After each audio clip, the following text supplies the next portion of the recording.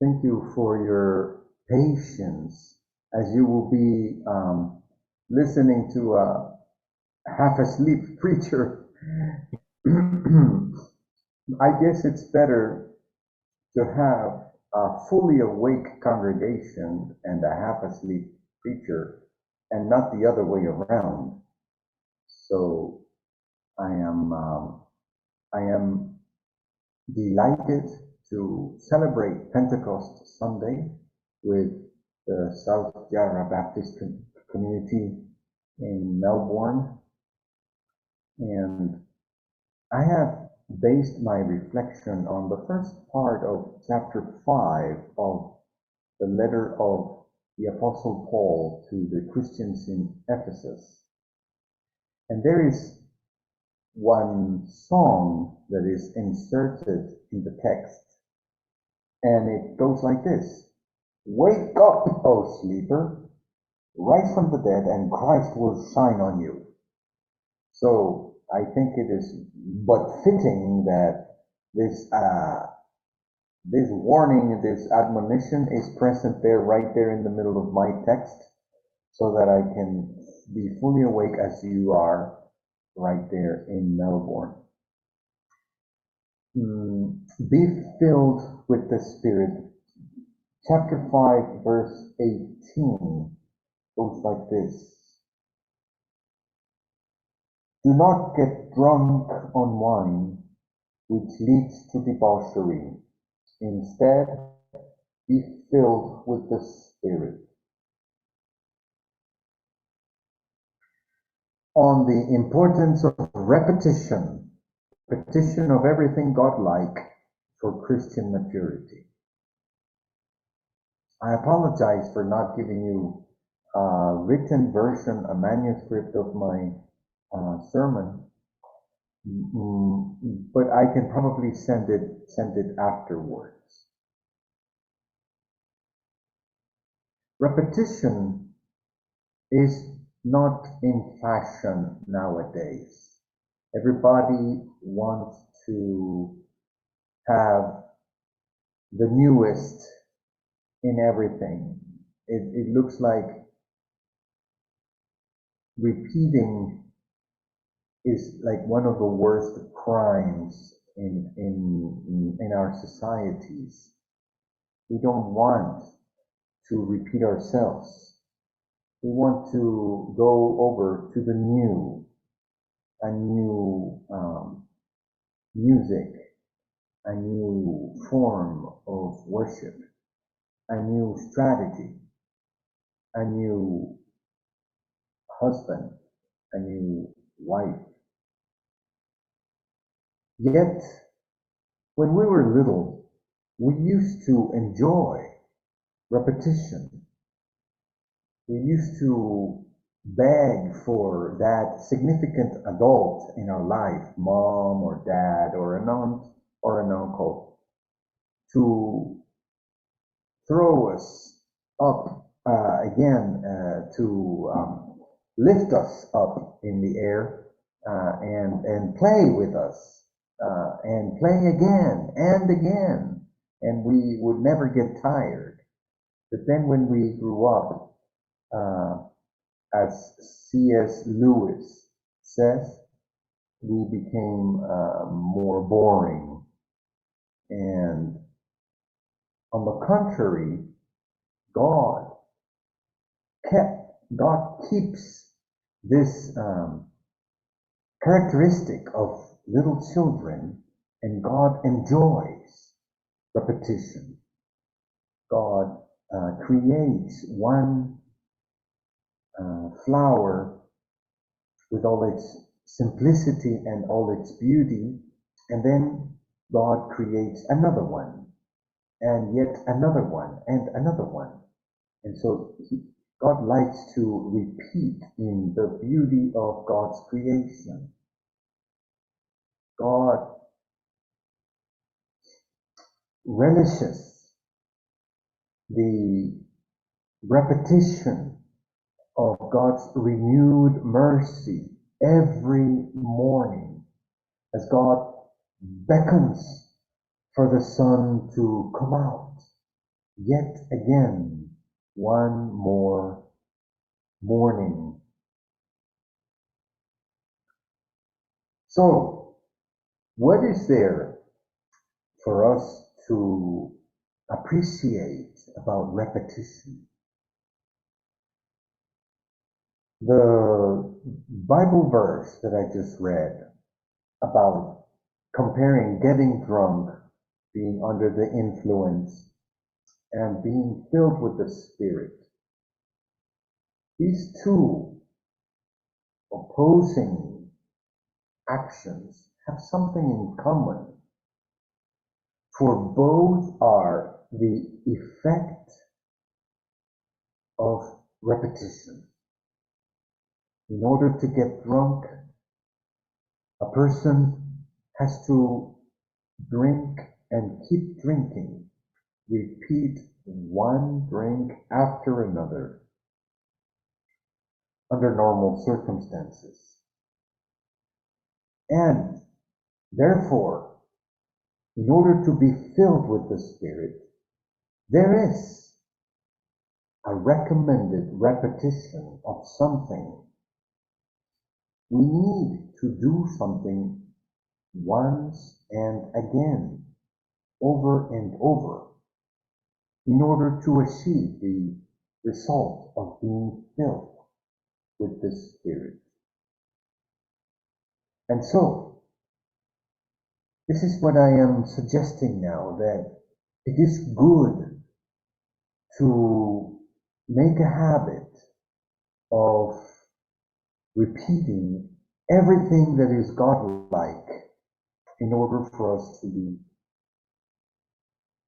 imitators of God as beloved children. And what is God-like? What's more God-like than the Spirit's fruit of love? That's why chapter 5 of Ephesians begins saying, be imitators of God as dearly beloved children, and live a life of love. Just as Christ loved us and gave himself up for us as a fragrant offering and sacrifice to God. So, what we are called to repeat over and over is the fact of loving. Is loving in the midst of a desert of indifference. Loving in spite of the lack of merit and worthiness on the part of everybody else. Loving once and keeping loving over and over. The first 4 verses of chapter 5 have reminiscence of that beautiful chapter 13 of the first Corinthians, the poem about love. And I find some interesting connections between these commandments to live a life of love, just as Christ loved us and gave himself up for us. The giving up of life is the first step of love, that in 1 Corinthians 13 says it is not self-seeking. Nowadays, we are under the temptation of thinking only about ourselves, of falling into the trap of self-centeredness and selfishness. It's not only the new generation or the young people, but everyone. It is an human trait. We are all selfish. And God calls us to abandon this self-centeredness and imitate Christ in his sacrifice, which is to put the interests of a loving God before our own.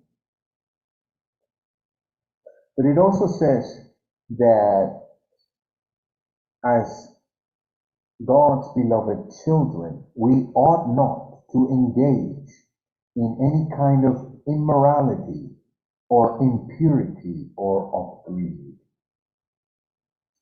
And this reminds me of another phrase from 1 Corinthians 13, which is that love does not do any wrong. So we are then called not only to abandon our self-centeredness, but also to embrace a life of righteousness and humble walking under the direction of the Spirit, which is the Spirit of love. And then it goes on to say that we should not have foolish talk or coarse joking. And these, my brothers and sisters, coarse joking is using our language with the purpose of hurting, with a goal of aggression and waging war against the other. And it reminds me of another phrase from 1 Corinthians 13 that says that love is never rude. So, we ought to repeat from early morning until late at night. Repeat once and again these acts of love. Not self-seeking, not wrongdoing, and not being rude. In our family, these last couple of months, we have had a terrible trial as we have experienced the divorce of our oldest son, who after 4 years of marriage, his marriage has come to an end. As you can imagine, in our household, which we consider to be under the blessing of God, with everything filled with God's grace, and we have been touched by the reality of suffering that exists. And life has come to our doorstep and has stricken us in the face and has given us an abundant doses of humility. We have had, in these couple of months, plenty of opportunities to be rude, to be self-seeking, and to continue to be angry And we go from anger to sadness, and over to anger again, and then back to sadness. And this invitation to be imitators of God in the repeated act of love, of loving, as imperfectly as we human beings can. And not, as a very imperfect image of Christ's sacrifice, we perhaps never aspire to reach a level of sacrifice like Christ's. Yet, there is a little of lesson to be learned, a little lesson to be learned in the midst of life's hardships, to go back and repeat the act of love, the act of worshiping the true and living God, and not fall into idolatry. It says here that greed is a form of idolatry. And you see, by saying that, the text gives us a clue to interpret idolatry for what it is.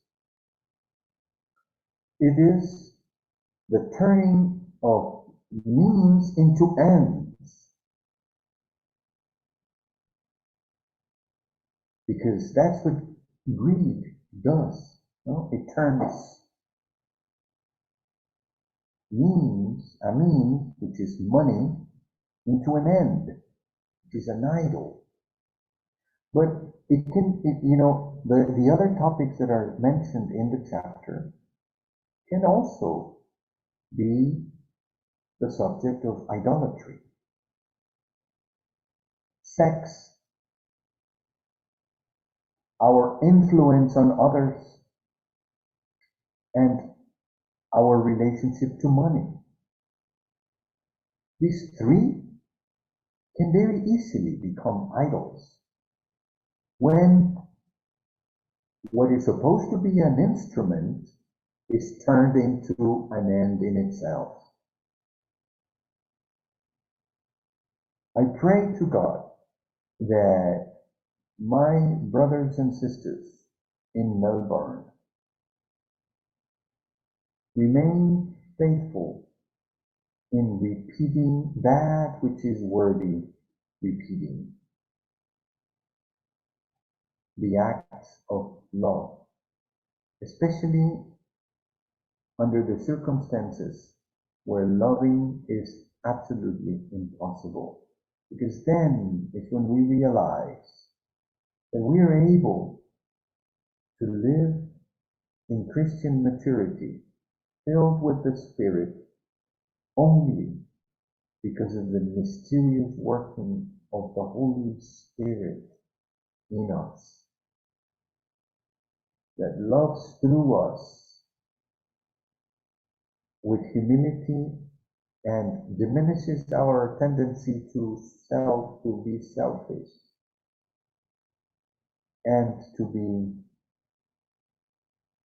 wrong in our actions and to be rude and aggressive, and creates in us a way of being that is truly revolutionary, that seeks how to better serve each other, how to use that which is supposed to be used, a means, and never turn it into an end, and how to be humble and kind especially to those who naturally we wouldn't want to be not any humble and not any kind at all. But miraculously, the Spirit does the Spirit's work to transform us and shape us into the image of a God that, in spite of our refusal, insists in repeating his act of love. And every morning, once again, God renews God's love and mercy. And it is brand new all over again. Calls the Son to come again every morning. That is what is worthy of being repeated. Let the South Yarra Baptist community repeat every Sunday the worship of the living God and repeat the telling of the story of Jesus, the good news of what God has done for God's world through Jesus Christ in the power of the Spirit. Amen.